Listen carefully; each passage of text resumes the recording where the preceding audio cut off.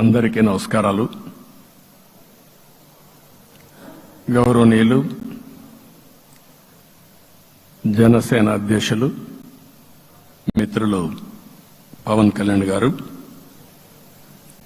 అదే సందర్భంలో బీజేపీ రాష్ట్ర పార్టీ అధ్యక్షురాలు పురంధేశ్వరి గారు, గౌరవనీయులు అచ్చెన్నాయుడు గారు, ఈ సమావేశానికి విచ్చేసినటువంటి నూతనంగా ఎంపికైనటువంటి ఎన్డీఏ ఎమ్మెల్యే అభ్యర్థులందరికీ పేరు పేరున మనస్ఫూర్తిగా నమస్కారాలు, అభినందనలు, శుభాభినందనలు. అందరూ కూడా మనస్ఫూర్తిగా కంగ్రాచులేషన్స్. అదే సమయంలో మీరందరూ కలిసి నన్ను శాసనసభ నాయకుడిగా, ఎన్డీఏ శాసనసభ నాయకుడిగా ఎన్నుకున్నందుకు మనస్ఫూర్తిగా అందరికీ నమస్కారాలు తెలియజేస్తున్నా, అభినందనలు తెలియజేస్తున్నా, ధన్యవాదాలు. ఇప్పుడే మిత్రులు మాట్లాడారు. నేను కూడా చాలా ఎన్నికలు చూశాను. ఈసారి రాష్ట్ర చరిత్రలో ఎప్పుడూ ఇవ్వనటువంటి తీర్పు ఇచ్చారు. ఈ తీర్పు మళ్లీ నిలబెట్టుకునే బాధ్యత మనందరిపైన ఉంటుంది. అయితే రాష్ట్రంలో ఉండే 5 కోట్ల ప్రజలందరికీ శిరస్సు వంచి పాదాభివందనం చేస్తున్నా. ఈ రాష్ట్రాన్ని కాపాడుకోవడానికి మీరు చూపించిన చొరవ కోసం అందరం కూడా ఒకటి క్యాంపెయిన్ చేశాం. ప్రజలు గెలవాలి, రాష్ట్రం నిలబడాలి. ప్రజలు గెలిచారు.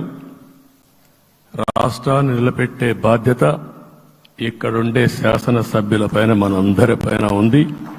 ఈ విషయం మనం గుర్తుపెట్టుకోవాల్సిన అవసరం ఉంది. ఒక అరాచక పాలన, ఒక విధ్వంసకర పాలన. మామూలుగా ఇది చూస్తే ఈ కూటమి ఏర్పాటు చేసినప్పుడు కూడా నేను ఎప్పుడూ మర్చిపోలేను. ఇప్పుడే పురంధేశ్వరి గారు చెప్పారు, పవన్ కళ్యాణ్ గారు చెప్పారు. 3 పార్టీలు కూడా ఒక అత్యున్నతమైన ఆశయాల కోసం పార్టీలు పెట్టినప్పటికీ ఈరోజు కలయిక కూడా మీరు చూస్తే, ఈ కలయికని చాలా ఎన్నికలు చూశాను కానీ నా చరిత్రలో ఎన్నికలైన తర్వాత కంప్లైంట్స్ ఉండేటివి. ఇక్కడ పలానోళ్లు సరిగా పనిచేయలేదు, ఇక్కడ ఈ నాయకులు కోఆపరేట్ చేయలేదని. నేను చూసిన మొట్టమొదటి ఎన్నిక ఈసారి ఎన్నికల్లో మాత్రం 100% 3 పార్టీల నాయకులు, కార్యకర్తలు సమిష్టిగా పనిచేశారు. దానికి కారణం మనం ఒకసారి అన్వేషిస్తే, ప్రజలు మనోభావాలకు అనుగుణంగా మన కార్యకర్తలు కూడా ప్రవర్తించే పరిస్థితికి వచ్చారు. రాష్ట్రంలో ఉండే ప్రతి ఒక్క కార్యకర్తని, 3 పార్టీల తరపున ఉండే ప్రతి ఒక్క కార్యకర్తని, నాయకుడిని మనస్ఫూర్తిగా అభినందిస్తున్నా, ధన్యవాదాలు తెలియజేస్తున్నా, కృతజ్ఞతలు తెలియజేస్తున్నా. మేము చాలా వేవ్స్ చూశాం.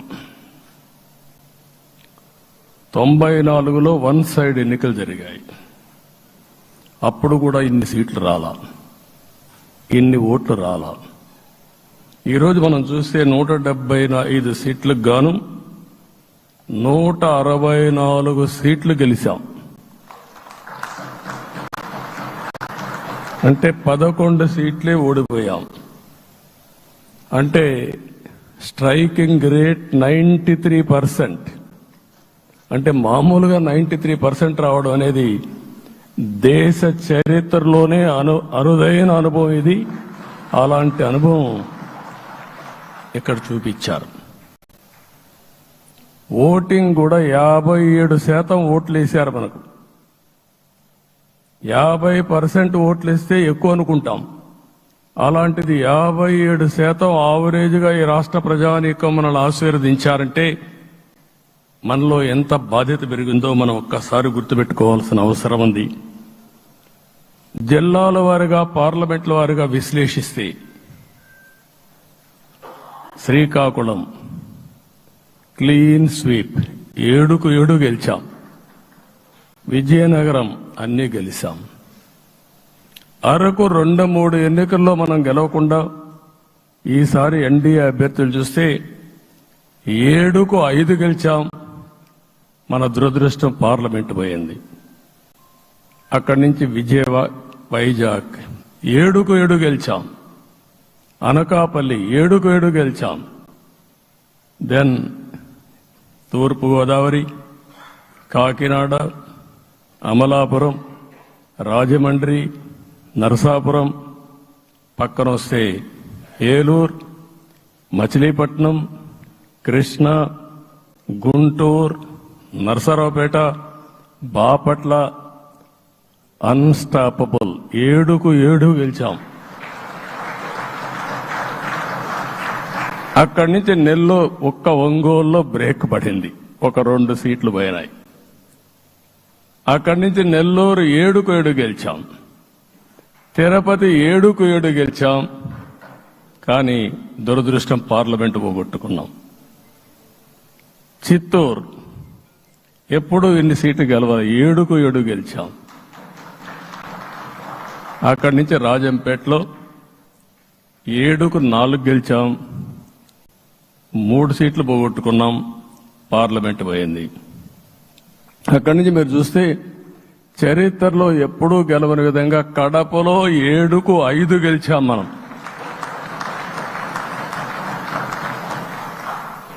ఆ తర్వాత అనంతపురంకి వస్తే క్లీన్ స్వీప్ 7కు 7 గెలిచాం. హిందూపూర్లో 7కు 7 గెలిచాం. నంద్యాల ఎప్పుడూ ఊహించని విధంగా 7కు 7 గెలిచాం. ఆ తర్వాత కర్నూలుకు వస్తే 7కు 5 గెలిచాం. నేను ఈ 11 మందిని కూడా అదే మారిగా జనసేన మిత్రులు పవన్ కళ్యాణ్ గారు 21 సీట్లు తీసుకొని 21 గెలిచాడు.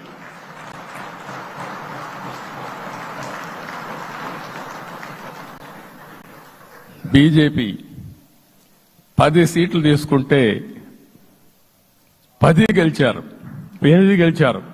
అంటే 10కి 8 గెలవడం అనేది ఒక చరిత్ర. ఆ 2 సీట్లు కూడా కొన్ని ప్రత్యేకమైన కారణాల వల్ల ఓడిపోయాం తప్ప ఇంకోటి కాదు.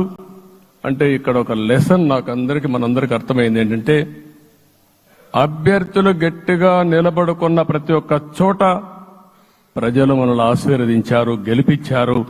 ఇదే ఈ యొక్క ఎన్నికల్లో మనందరం గుర్తుపెట్టుకోవాల్సిన ఒక ప్రత్యేకమైన విషయం. నేను చాలాసార్లు ఎన్నికలైన తర్వాత సమీక్షలు చేసుకున్నాం, కానీ ఇలాంటి విజయం, ఎలాంటి సాటిస్ఫాక్షన్ ఎప్పుడూ లేదు. దీనికి కారణం ప్రజలు మన మీద నమ్మకం పెట్టుకున్నారు. పార్లమెంట్ ఎన్నికల్లో కాదు, అసెంబ్లీ ఎన్నికల్లో చూస్తే 95,000 ఓట్ల మెజారిటీతో గెలిపించారు. గాజువాక 95,000 ఓట్ల మెజారిటీతో గెలిపించారు. ఈ విషయాలు నేను పవన్ కళ్యాణ్ గారు ఢిల్లీకి వెళ్ళినప్పుడు, పురంధేశ్వర్ గారు వచ్చినప్పుడు,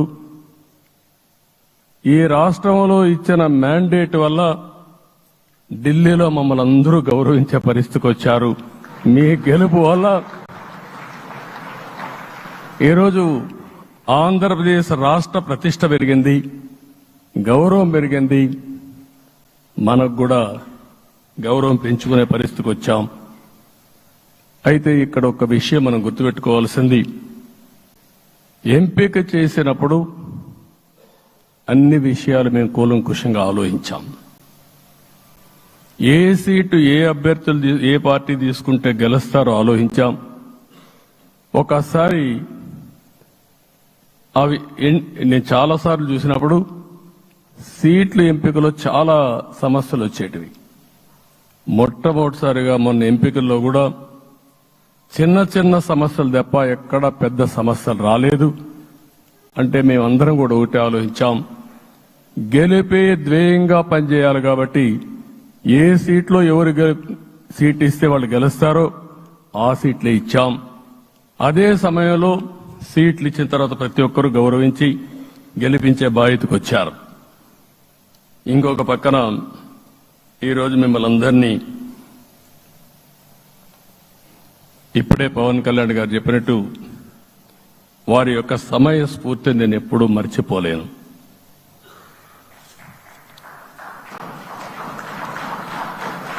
మొట్టమొదటిసారిగా నేను జైల్లో ఉన్నప్పుడు వచ్చాడు. వచ్చినప్పుడు నన్ను పరామర్శించాడు. బయట వచ్చి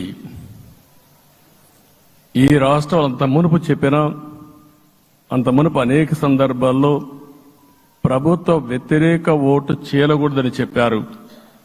కానీ నన్ను చూసి బయటికి వెళ్ళిన తర్వాత ఈరోజు తెలుగుదేశం జనసేన పొత్తు పెట్టుకుంటున్నామని చెప్పిన మొదటి వ్యక్తి పవన్ కళ్యాణ్ గారు. అప్పటికే బీజేపీతో పొత్తుంది. అయితే ఒక మాట చెప్పాడు, బీజేపీతో పొత్తుంది, బీజేపీ, తెలుగుదేశం, జనసేన 3 పార్టీలు కలిసి పోటీ చేస్తామని కూడా చెప్పి మళ్లీ ఆ ప్రయత్నం చేసి కడాన రాష్ట్ర ప్రయోజనాల దృష్ట్యా బీజేపీ, తెలుగుదేశం, జనసేన పొత్తు పెట్టుకున్నాం. మనస్ఫూర్తిగా ఆయన అభినందిస్తున్నా. ఆ రోజటి నుంచి ఎలాంటి పొరపక్షాలు లేకుండా కలిసి పనిచేశారు. మాకు కొన్ని అనుమానాలు ఉండేటివి. ఓటు ట్రాన్స్ఫర్ అవుతుందా లేదా, ఓటు ట్రాన్స్ఫర్ కాకపోతే ఎక్కడన్నా సీట్లు నష్టపోతామని. అందుకే మీరు ఒకసారి చూస్తే ఎన్నికలు మొత్తం సెట్ అయింది, నామినేషన్స్ వేసాం, ముందుకెళ్ళాం. అదే సమయంలో మొట్టమొదటిసారిగా కొవ్వూరులో 3 పార్టీల నాయకులు కలిసి, నేను, పవన్ కళ్యాణ్ గారు, పురంధేశ్వరి గారు, ముగ్గురం కలిసి ఫస్ట్ మీటింగ్ అడ్రస్ చేశాం. అక్కడి నుంచి 6 జిల్లాల్లో మేమిద్దరం కలిసి తిరిగాం. బీజేపీ నాయకులు కలిసి వచ్చారు. ఆ తర్వాత మొట్టమొదటిసారిగా అమిత్ షా గారు ఏదైతే అనంతపూర్లో ధర్మవరం కాన్స్టిట్యున్సీకి వచ్చారు. నేను మొన్న నేషనల్ మీటింగ్లో కూడా చెప్పాను.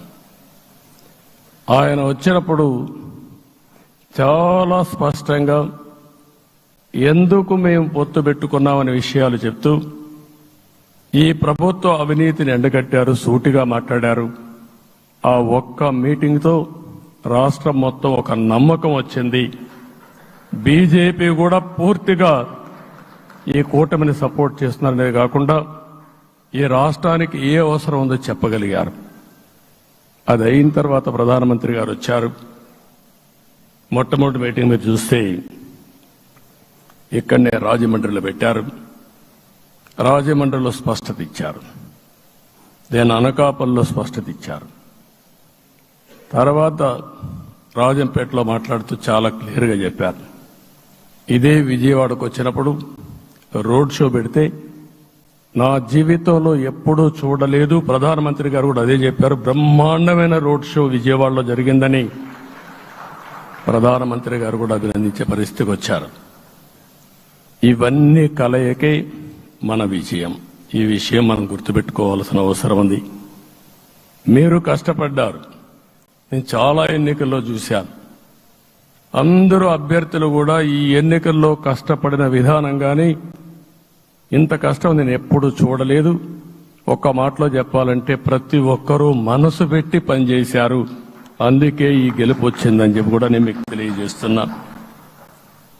మీ అందరి సహకారంతో రేపు ప్రమాణ స్వీకారం చేస్తున్నాను. దానికి మీ అందరికీ ధన్యవాదాలు. రేపు ప్రమాణ స్వీకారానికి నరేంద్ర మోడీ గారు ప్రధానమంత్రిగా వారు వస్తున్నారు. అదే మరిగా ఎన్డీఏ నాయకులు వస్తున్నారు. ఇది ఒక అరుదైన అనుభవం. అంటే నేను 4వసారి ముఖ్యమంత్రిగా ప్రమాణ స్వీకారం చేస్తున్నాను కానీ ఈసారి దీనికి ఉండే ప్రాధాన్యత ప్రజలు మన మీద పెట్టుకున్న నమ్మకం, నష్టపోయారు, ఇబ్బందులు పడ్డారు, మన మీద హోప్ పెట్టుకున్నారు. తిరిగి నేను ఒక్కడినే చేసే కార్యక్రమం కాదు, అందరం సమిష్టిగా మళ్లీ ప్రజలకు రుణం తీర్చుకునే సమయం ఆసన్నమైంది. దానికి ఈ రాష్ట్రానికి పూర్తిగా కేంద్ర సహకారం అవసరం. నిన్న పోయినప్పుడు కూడా నేను చాలా స్పష్టంగా కేంద్ర నాయకత్వాన్ని కోరాను. అటు అమిత్ షా గారిని, అదే మరి ప్రధానమంత్రి గారిని అందరినీ కోరాం. పూర్తిగా సహకరిస్తామని వారు హామీ ఇచ్చారు. దానికి మనందరి తరపున కేంద్రంలో ఉండే ప్రధానమంత్రి నరేంద్ర మోడీ గారిని, అదే మరి అమిత్ షా గారిని, కేంద్ర నాయకత్వాన్ని, అదే మరిగా బీజేపీ దేశ అధ్యక్షుడైనటువంటి నేషనల్ ప్రెసిడెంట్ గారి నడ్డా గారిని మనస్ఫూర్తిగా అభినందిస్తున్నానని చెప్పి కూడా నేను మీకు తెలియజేస్తున్నాను. ఈరోజు 40 సంవత్సరాలుగా రాజకీయాల్లో ఉన్నాను. నేను ఎప్పుడు కూడా రాగద్వేషాలకు అతీతంగా రాజ్యాంగంలో ఏదైతే మనం ప్రమాణం చేస్తామో రాజ్యాంగాన్ని అనుసరించి అదే విధంగా పనిచేశాను. మళ్లీ ఈరోజు మీ అందరికీ హామీ ఇస్తున్నాం.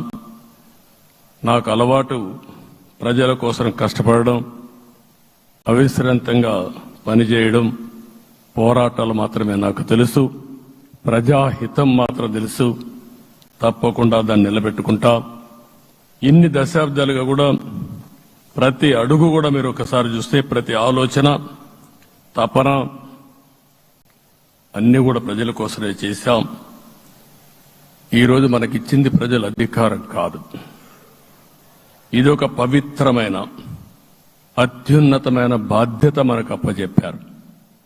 ఈ విషయం అనుక్షణం ప్రతి ఒక్కరూ మనం గుర్తుపెట్టుకోవాల్సిన అవసరం ఉంది. నేను 14 సంవత్సరాలు దగ్గర ముఖ్యమంత్రిగా ఉన్నాను. 15 సంవత్సరాలు ప్రతిపక్ష నాయకుడిగా పనిచేశాను. ఎన్నో సవాళ్లు చూశాను, ఎన్నో సంక్షోభాలు చూశాను. ప్రతి ఒక్క సంక్షోభాన్ని ఒక అవకాశంగా మలుచుకుని ముందుకు పోయాం. ఈరోజు కూడా మీకు అందరికీ ఈరోజు రాష్ట్రంలో మనం చూస్తే చాలా సమస్యలున్నాయి. నా అనుభవాన్ని మొత్తం తీసుకుని పూర్తిగా మీ అందరి సహకారంతో, మిత్రులు పవన్ కళ్యాణ్ గారి సహకారంతో పేద ప్రజల జీవితాలను మార్చడానికి అనునిత్యం ఆలోచిద్దాం. అది చేసి మన నిజాయితీని, మన కృతజ్ఞతని ప్రజలకు తెలియజేద్దాం. అందుకని ఇంకొక పక్క మీరు ఆలోచిస్తే రాష్ట్రం పూర్తిగా శిథిలమైపోయింది. దెబ్బతినని వర్గం అంటూ లేదు. అందుకనే ఓసారి ఆశ్చర్యం కూడా వేస్తుంది. ఈ రాష్ట్రం నుంచి కూలి పనుల కోసం వేరే రాష్ట్రాలకు వెళ్లిన వ్యక్తులు సొంత డబ్బులు పెట్టుకుని వాళ్ళ యొక్క ఫుడ్ కూడా పాకెట్స్ తయారు చేసుకుని వచ్చి ఓటేసి మళ్లీ వెళ్లారు. ఇది ఊహించని పరిణామం. ఇప్పుడుండేవాడు ఓటేయడం ఒక ఎత్తైతే, పేదవాడు చిన్న చిన్న పనులు చేసుకునేవాడు కూడా వచ్చి ఓటేశారు. ఎక్కడో అమెరికా, ఆస్ట్రేలియా, ఆఫ్రికా విదేశాల్లో ఉండే ఎన్ఆర్ఐస్ అయితే లక్షల రూపాయలు ఖర్చు పెట్టుకొని వచ్చి పనిచేశారు. లక్షల రూపాయలు ఖర్చు పెట్టుకొని వచ్చి మనకు ఓటేశారు. నా జీవితంలో ఎన్నోసార్లు ఎన్నికలు చూశాను, కానీ ఈసారి ఒక బాధ్యతతో ఓటర్స్ ప్రవర్తించిన తీరు శాశ్వతంగా తెలుగు జాతి చరిత్రలో మిగిలిపోతుంది. అది ఈరోజు జరిగిన విషయం మనం గుర్తుపెట్టుకోవాలి. మనందరం ఒకటే గుర్తుపెట్టుకోవాల్సిన అవసరం ఉంది. ఏ అహంకారంతో విర్రవీగిపోయారో ఆ అహంకారం కూలిపోయింది. ఎన్నోసార్లు మనం చెప్పాం, ఏ వ్యక్తికి పదవి వస్తే వినయం కూడా అవసరం. పదవి వచ్చిందని విర్రవీగిపోయి రేపనేది లేకుండా ఉంటుందనుకుంటే మాత్రం ఇదే జరిగే పరిస్థితి వస్తుంది. అయితే మీ అందరినీ నేను కోరేది ఒకటే, ఇవన్నీ ఒక కేస్ స్టడీగా మీరందరం స్టడీ చేసుకోవాల్సిన అవసరం ఉంది. ప్రజలు బూతులు మాట్లాడే నేతల్ని, అరాచక శక్తుల్ని, అవినీతి పరుల్ని చూశారు. పాలకులంటే ఎలా ఉండాలో చూశారు. ఈ 5 సంవత్సరాల్లో పాలకుడు ఎలాంటి వాడు వచ్చి అర్హత లేని వ్యక్తి ఏ విధంగా ఉన్నాడో చూశారంటే, ఈరోజు ఇచ్చిన తీర్పు ఈ 5 ఏళ్లు పరిపాలించినటువంటి వ్యక్తి యొక్క ప్రవర్తన చూసిన తర్వాత ఇలాంటి వ్యక్తి పాలనకు పనికిరాడనే ఉద్దేశంతో ఓట్లు చేసే పరిస్థితికి వచ్చారు. ఇది నా ఉద్దేశ ప్రకారం ఒక కేస్ స్టడీ అవుతుంది మనందరం కానీ జాగ్రత్తగా ఆలోచిస్తే. కానీ మనం కూడా అదే విధంగా కక్ష తీర్చుకోవాలి అని కానీ మనం ముందుకు పోతే మనకు కూడా సమస్య వస్తుంది. అదే సమయంలో ఒకటే చెప్తున్నా, తప్పు చేసిన వాడిని క్షమించి పూర్తిగా వదిలిపెడితే కూడా మళ్ళా అలవాటుగా మారుతుంది. తప్పు చేసిన వాళ్లకు శిక్ష పడవలసిన అవసరం ఉంది, చట్టపరంగా శిక్షించాల్సిన అవసరం ఉంది. అదే సమయంలో విధ్వంస రాజకీయాలు, కక్షా రాజకీయాలు కాకుండా ఇవన్నిటిని ప్రక్షాళన చేయాల్సిన అవసరం ఉందని చెప్పి కూడా నేను మీకు తెలియజేస్తున్నా. ఇంకొక పక్క 5 ఏళ్లలో ఎన్నో సంవత్సరాలు చూశాను కానీ కార్యకర్తలపైన దాడులు, హింసా రాజకీయాలు, అక్రమ కేసులు, వేధింపులు, కడాన సోషల్ యాక్టివిస్టులు కూడా ఇష్టానుసారంగా కేసులు పెట్టి హెరాస్ చేస్తే నిద్రపోకుండా వాళ్ళు కాపాడుకున్నాం. ఇంకొక పక్కన అన్ని పార్టీలకు 3 పార్టీలకు అనుభవం ఉంది. ఈరోజు మీరు చూస్తే ప్రాణాలు తీస్తూ అరాచకంగా ప్రవర్తిస్తూ తెలుగుదేశం పార్టీలో ఒక ఉదాహరణ చూసినప్పుడు అన్ని పార్టీలకు వర్తిస్తుంది. ఏదైతే మన పార్టీకి వ్యతిరేకంగా నేను ఆ పేర్లు చెప్పకూడదు కాబట్టి చెప్పలేదు, కానీ స్లోగన్ ఏమంటే కడాన మెడ మీద కత్తున్న జై తెలుగుదేశం అంటూ ప్రాణాలు వదిలిపెట్టే పరిస్థితికి వచ్చారు. ఇది ఊహించని పరిణామాలు. ఇవన్నీ ఇప్పుడు కూడా కళ్ల ముందర తిరిగే పరిస్థితి వస్తుంది. అందుకే ఈరోజు మనందరం కూడా ఇవన్నీ గుర్తుపెట్టుకుని, నాకు జరిగిన అవమానాలు చూశారు. నేను అందుకే మా కుటుంబానికి జరిగిన అవమానంతో నేను కూడా భరించలేక బయట వచ్చినప్పుడు ఒకటే శపథం చేసి వచ్చాను. ఆ శపథం, ఇది గౌరవ సభ కాదు, ఇది కౌరవ సభ. ప్రజాక్షేత్రంలో గెలిచి మళ్లీ ఈ సభను గౌరవ సభగా చేసి అడుగు పెడతానని చెప్పి శపథం చేసి బయట వచ్చాను. ఓసారి ఇవన్నీ చరిత్ర. ఆ శపథాన్ని ప్రజలు గౌరవించారు. గౌరవించిన ప్రజల్ని నిలబెట్టే బాధ్యత మనందరిపైన ఉంది. సభను కూడా ఎన్నోసార్లు పవన్ కళ్యాణ్ గారు చెప్పారు, భవిష్యత్తులో ఆంధ్రప్రదేశ్ శాసనసభని ఒక గౌరవ సభగా చేసి ప్రజా సమస్యల్ని చర్చిస్తామని చాలా స్పష్టంగా చెప్పారు. అలాంటి బ్రహ్మాండమైన వాతావరణం క్రియేట్ అవుతుంది. దానికి ఒక శాసనసభాపక్ష నాయకుడిగా నేను హామీ ఇస్తున్నా. మళ్లీ ఈ సభను గౌరవ సభగా, ఈరోజు మన పరిపాలన ప్రజా పరిపాలన, ప్రజా ప్రభుత్వంగా మనం ముందుకు పోవాల్సిన అవసరం ఉంది. ముందుకు పోతామని చెప్పి కూడా నేను మీకు తెలియజేస్తున్నా. ఇంకా కిందికి డెప్త్కి వెళ్తే గవర్నమెంట్లో ఏముందో ఇప్పటికి తెలియదు, ఎంత అప్పు ఉందో తెలియదు, ఎక్కడెక్కడ తెచ్చారో తెలియదు. ఇవన్నీ కూడా డెప్త్కి వెళ్ళినప్పుడు ఎన్ని లక్షల కోట్ల అప్పు ఉంది, ఏదేది తాకట్టు పెట్టారు, ఆర్థిక వ్యవస్థ ఏ విధంగా చిన్నాభిన్నం అయిపోయింది, ఇవన్నీ కూడా అధ్యయనం చేసుకోవాల్సిన అవసరం ఉంది. ఇరిగేషన్ రంగాన్ని పూర్తిగా నిర్వీర్యం చేశారు. రాష్ట్రానికి అతి ముఖ్యమైన ప్రాజెక్టు పోలవరం. కేంద్రం క్లియర్గా పోలవరానికి సహకరించారు. నాకు ఇప్పుడు కూడా జ్ఞాపకం ఉంది. 2014 కంటే ముందు నేను ముఖ్యమంత్రి అయ్యాను, ఎంపికయ్యాను. ఢిల్లీకి వెళ్ళాను. ఢిల్లీకి వెళ్ళినప్పుడు 7 మండలాలు తెలంగాణలో ఉన్నాయి. పోలవరం ముంపుకు గురి అయ్యే 7 మండలాలు తెలంగాణలో ఉన్నాయి. ఆ 7 మండలాలు అక్కడుంటే జూన్ 2వ తారీఖున నోటిఫికేషన్ వస్తే ఆ తర్వాత తెలంగాణ అనుమతి ఉంటే తప్ప, పునరావాసానికి ఒప్పుకుంటే తప్ప మనం పోలవరం కట్టే పరిస్థితి లేదు. ఆ రోజు రాజ్నాథ్ సింగ్ గారు పార్టీ అధ్యక్షుడు. అదే మాదిరిగా ఆ రోజు వెంకయ్యనాయుడు గారు కూడా యాక్టివ్గా ఉన్నారు. నేను ఒకటే కోరాను, ప్రజలు నన్ను ఎంపిక చేసుకున్నారు, ఇక్కడ మనం ఎన్డీఏ వచ్చింది, ఈ ప్రాజెక్టు పూర్తి కావాలంటే ఆ 7 మండలాలు ఆంధ్రప్రదేశ్ రాష్ట్రానికి ఇస్తే తప్ప పూర్తి కాదు. మీరు 7 మండలాలు ఇవ్వకపోతే నేను ప్రమాణ స్వీకారం చేయను, నాకు ఈ పదవి వద్దని ఆ రోజు చాలా స్పష్టంగా చెప్పాను. ఇది ఎప్పుడు కూడా చరిత్రలో ఎప్పుడు జరగని విషయం. ఆ రోజు ప్రధానమంత్రి గారు నరేంద్ర మోడీ గారు ఇవన్నీ ఆలోచించి ఫస్ట్ కేబినెట్ మీటింగ్ లో పెట్టి ఒక ఆర్డినెన్స్ ఇచ్చి ఆ 7 మండలాలు ఆంధ్రప్రదేశ్కి ఇచ్చి తర్వాత పార్లమెంట్ సమావేశాలు పెట్టుకున్నారంటే అది ఒక చరిత్ర. అంటే ఆ రోజు గాని కేంద్రంగాన 7 మండలాలు ఇవ్వకపోయుంటే పోలవరం ప్రాజెక్టు ప్రారంభమయ్యేది కాదు.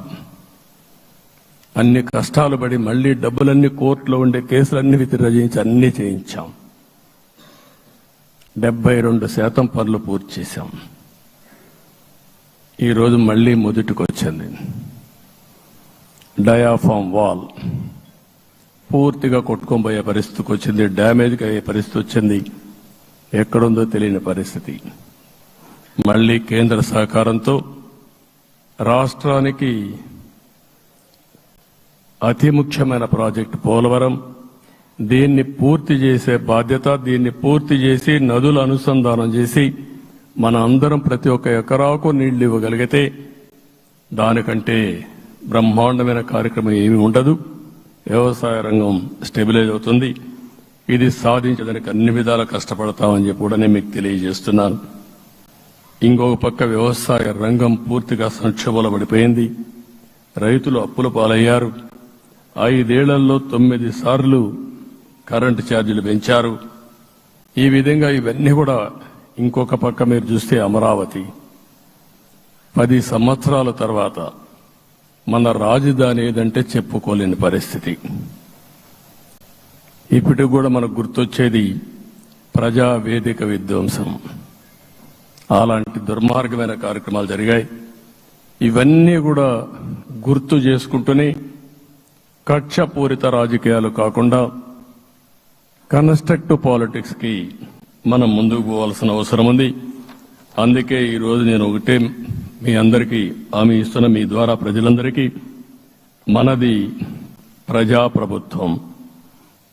ఇకపైన మన ప్రభుత్వంలో ప్రజావేదికల కూల్చివేతలుండవు. 3 రాజధానులంటూ రాష్ట్ర భవిష్యత్తు ఆటలాడే పరిస్థితి ఉండదు. మన రాజధాని అమరావతి, అమరావతి రాజధాని. విశాఖపట్నం ఆర్థిక రాజధానిగా, ఒక ప్రత్యేకమైన సిటీగా, ఆధునికమైన నగరంగా తయారు చేసుకుందాం. దాన్ని ఎప్పుడు కూడా నేను కంబైన్డ్ ఆంధ్రప్రదేశ్ కూడా గుర్తుపెట్టుకున్నాను. విశాఖపట్నం అటు జనసేనకు, తెలుగుదేశానికి, బీజేపీకి ముగ్గురు కూడా చాలా ముఖ్యమైన నగరం ఇది. ఎందుకు నేను ఈ మాట అంటున్నానంటే, లాస్ట్ ఎలక్షన్ లో 2014లో హరిబాబు అక్కడ ఎంపీగా గెలిచారు. తర్వాత విడిపోయిన తర్వాత 2014లో మళ్లీ మనం పోటీ చేసినప్పుడు చేశాం. 2019లో 4 అసెంబ్లీ సీట్లు గెలిపించిన ఏకైక నగరం విశాఖపట్నం తెలుగుదేశం పార్టీకి. అదే మాదిరిగా ప్రజల్లో గణనీయమైనటువంటి అభిమానం జనసేన అధినేత పవన్ కళ్యాణ్ గారి పైన ఉంది. ఈ మూడు కలిపి నిన్న ఒక సునామీ మారిగా వచ్చింది. అక్కడ ఒక్కొక్క సీట్లో మీరు చూస్తే 90,000, 90,000, 70,000, 80,000 మెజారిటీతో గెలిపించారంటే ఆనాటి ముఖ్యమంత్రి విశాఖపట్నాన్ని రాజధానిగా చేస్తాను, ఎన్నికలవుతానే అక్కడే ప్రమాణ స్వీకారం చేస్తానంటే నువ్వు రావద్దు అని ప్రజా తీర్పిచ్చిన రాజధాని నగరం విశాఖ నగరం. అంటే ఎలాంటి టెంప్టేషన్ కూడా లొంగలేదు వాళ్ళు. ఇది ఒక అనుభూతి. విశాఖపట్నాన్ని మర్చిపోయే సమస్య లేదు. తగిన గుర్తింపు ఇస్తాం, అభివృద్ధి చేస్తాం. ఇంకొక పక్క కర్నూలుని కూడా ఇదే మారిగా చెప్పి కర్నూలుని జ్యుడిషియల్ క్యాపిటల్ గా చేస్తామని కడాని ఏమీ చేయకుండా వదిలిపెట్టినటువంటి వ్యక్తి.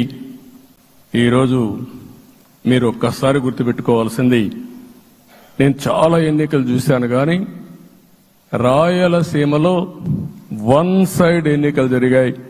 బ్రహ్మాండంగా ఓట్లేశారు. ఓట్లేయడమే కాదు, ఊహించినటువంటి మెజార్టీస్ ఇచ్చారు. ఇది నేను కొంచెం భయపడ్డాను బిగినింగ్ లో, కానీ ఊపు చూసిన తర్వాత మాత్రం అనిపించింది అందరూ ఎక్స్పెక్ట్ చేశారు రాయలసీమలో కొంచెం ఇబ్బంది ఉంటుందని. అలాంటి రాయలసీమ తిరుగుబాటు చేసే పరిస్థితికి వచ్చింది. దానికి కూడా మన అందరి మీద బాధ్యత ఉంది. కర్నూలుని అన్ని విధాలా అభివృద్ధి చేసే బాధ్యత Telugu Desam party, Janasena, BJP, NDA కూటమి తీసుకుంటామని కూడా హామీ ఇస్తున్నాను. ఈ 3 సిటీలే కాకుండా మొత్తం అన్ని జిల్లాల్ని సమభావంతో ఆలోచించి మనం ముందుకెళ్దాం. ఇంకొక పక్క మనలో ఏ కోశాన కూడా అహంకారం ఉండకూడదు, అరాచకం అనేది ఎక్కడా కనిపించకూడదు. ఈ రాష్ట్రంలో అశాంతికి చోటు అనేది లేకుండా ముందుకు పోవాల్సిన అవసరం ఉంది. రాష్ట్ర ప్రజలందరికీ హామీ ఇస్తున్నా, సీఎం వస్తున్నాడంటే చెట్లు కొట్టేయడం, లేకపోతే రోడ్లు మూసేయడం, షాపులు బంద్ చేయడం, పరదాలు కట్టుకోవడం అవన్నీ ఉండవు. సీఎం కూడా ఒక మామూలు మనిషిగానే వస్తా, అందరితో కలిసి ఉంటాం. నేను సీఎంగా ఉన్నా, మా మిత్రుడు పవన్ కళ్యాణ్ గారు ఏ హోదాలో ఉన్నది కూడా రేపు అనౌన్స్ చేసుకుంటాం. మేమందరం కూడా సామాన్యమైన వ్యక్తులుగానే వస్తాం మీ దగ్గరికి, మీలో ఒక వ్యక్తిగా ఉంటాం. మాకు హోదా సేవ కోసరం తప్ప పెత్తనం కోసరం కాదు. ఆ విషయం ప్రజలందరికీ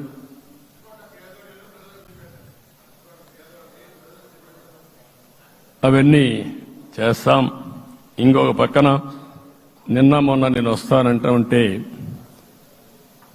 వాళ్ళకు కూడా తెలుసు కాబట్టి ఎన్డీఏ అభ్యర్థిగా అంటే శాసనసభ నాయకుడిగా ఎన్నుకుంటారనే ఉద్దేశంతో, ముఖ్యమంత్రి అవుతాను ఉద్దేశంతో రోడ్లన్నీ కూడా నిలిపేస్తాను. నేను ఒకటే చెప్పాను, మేము వచ్చినప్పుడు ఒక్క నిమిషం ఒక సిగ్నల్కి ఇంకొక సిగ్నల్కి కొద్దిగా గ్యాప్ పెట్టుకోండి. అవసరమైతే ఒక 5 నిమిషాలు లేట్ అయినా మాకు పర్వాలేదు, కానీ ప్రజలు ఎవ్వరికీ ఇన్కన్వీనియన్స్ కలగకూడదని చాలా స్పష్టంగా ఆదేశాలు ఇచ్చాం. కాబట్టి అవన్నీ మనం చేద్దాం. ఇంకొక పక్కన దాడులు చేసి బాధితులపైనే కేసులు పెట్టే పరిస్థితి ఉండదు ఈ రోజు నుంచి. అది కూడా మనం చూశాం. ఏ ఒక్కరి ఆత్మగౌరవానికి భంగం కలగదు. ఒక పాజిటివ్ గవర్నెన్స్ అన్ని చోట్ల కనపడుస్తుంది. ప్రజాహితం కోసమే పనిచేస్తాం. ప్రతి నిర్ణయం, ప్రతి అడుగు ప్రజల కోసమే ఉంటుంది. స్టేట్ ఫస్ట్ అనే నినాదంతో ముందుకు పోతాం. ఈ రోజు మేము ముగ్గురం కూడా ఢిల్లీలో వెళ్ళినప్పుడు కూడా మా ఆలోచన ఈ రాష్ట్రం ముందుండాలనే ఉద్దేశంతోనే ముందుకు పోయాం. అదే సమయంలో ఈరోజు మన రాష్ట్రానికి కూడా సముచితమైన గౌరవం. 3 మంత్రులు కేంద్రంలో మన వాళ్ళు ఉండే పరిస్థితికి వచ్చారు.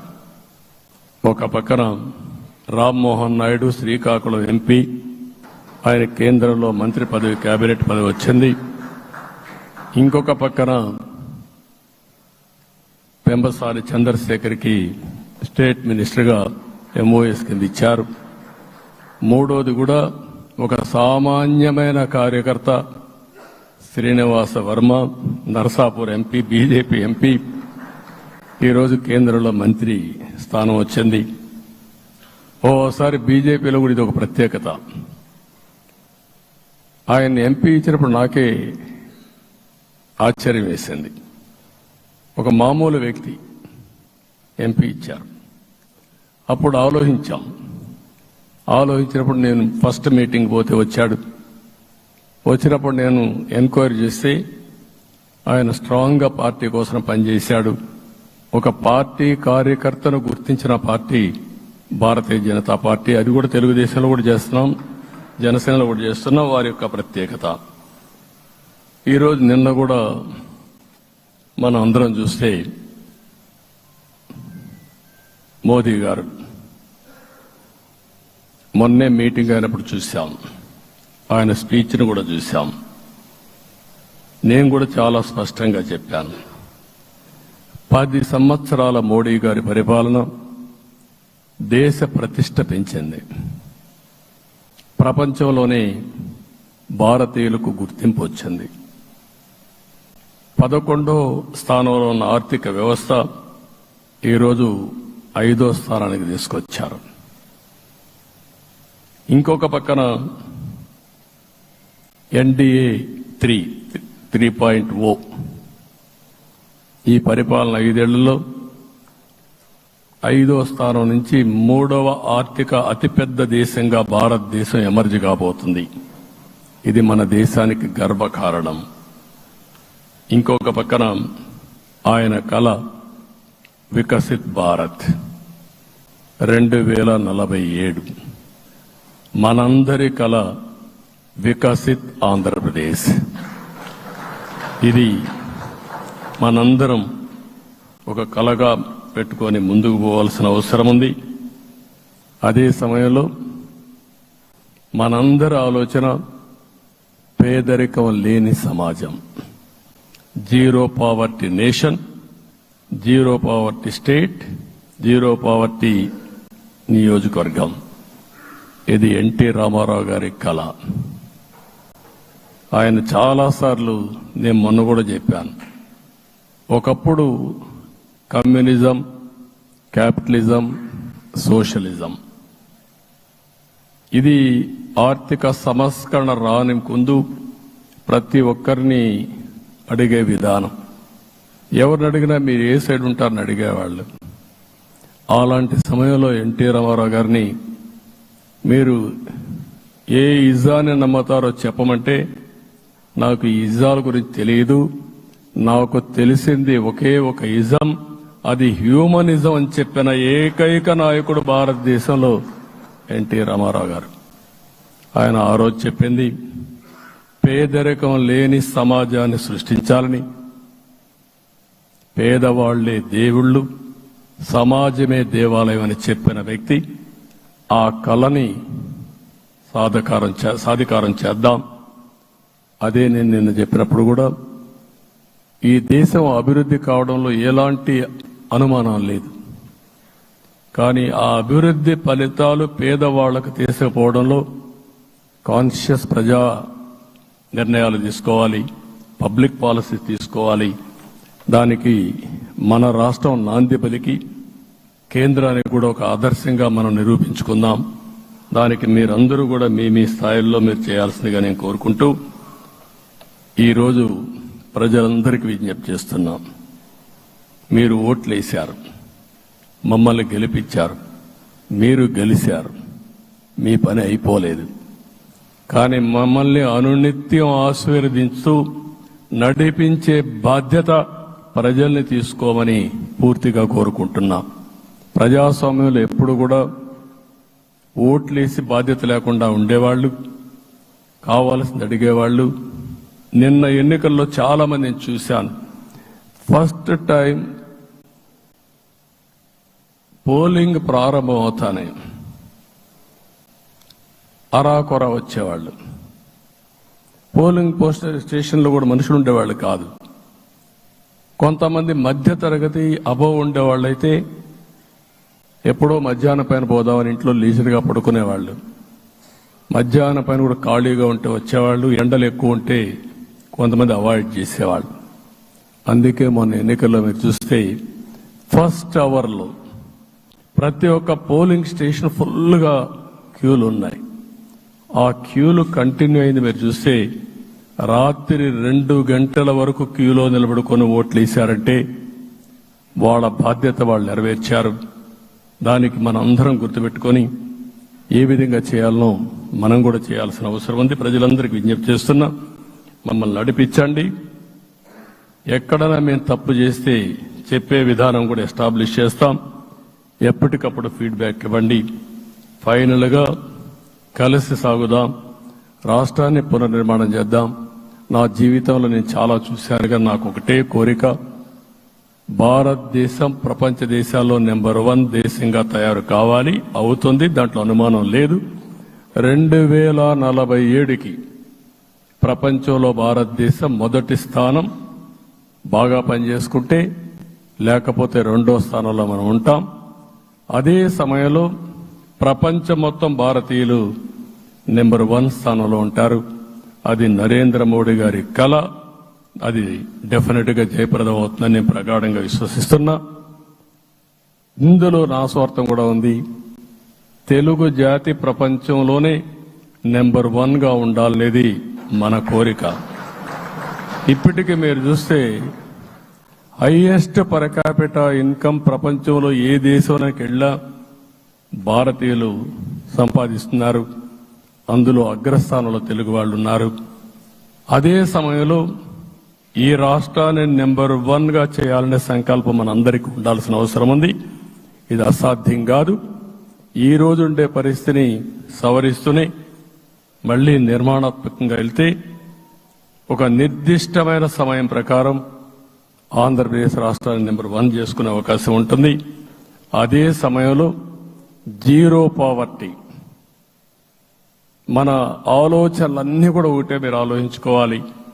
ఎవరైతే పేదవాళ్ళు ఉన్నారో, పేదవాళ్ళలో నిరుపేదలు ఉన్నారో దానిపైన దృష్టి పెట్టాలి.